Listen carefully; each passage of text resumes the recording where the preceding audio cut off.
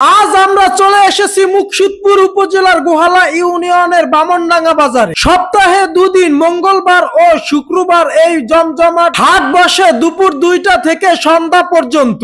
আশেপাশের সব গ্রাম থেকে মানুষ আসে এখানে বাজার করতে, গল্প করতে আর নিজের প্রয়োজনীয় জিনিসপত্র সংগ্রহ করতে। হাটের মাঠে এক পাশে চোখ পড়বে গ্রামের কৃষি কাজে ব্যবহৃত সারের দোকান। এখানে তারা বিক্রি করেন বিভিন্ন কৃষি কাজে ব্যবহৃত সার, মানসম্মত বীজ আর চাষাবাদের জন্য দরকারি নানা সরঞ্জাম। ঠিক পাশেই দেখা মিলবে নানা ধরনের কৃষি চারা গাছের দোকান। টমেটো, মরিচ, লাউ সহ আরো অনেক সবজির চারা গাছ সাজানো। মাঠের অন্য পাশে ভ্যানের উপর সাজানো থাকে রঙিন পোশাক, থাকে রকমারি ফল ফলারির দোকান। আর পাশেই পাওয়া যায় সতেজ আখের রস। ফুটপাথের ধারেই আছে কলার দোকান, আনারসের দোকান। রাস্তার উপর সারি সারি মুদি দোকান, চিনি, চাল, ডাল, তেল সহ সব রকমের নিত্য প্রয়োজনীয় জিনিস। আর পাশে রয়েছে মিঠের দোকান, আর এক পাশে বিভিন্ন বিস্কিট, গজা, চানাচুরের দোকান। হাটবারেই খোলা হয় এক বিশেষ দোকান, নিজের হাতে বানানো তাজা মিষ্টি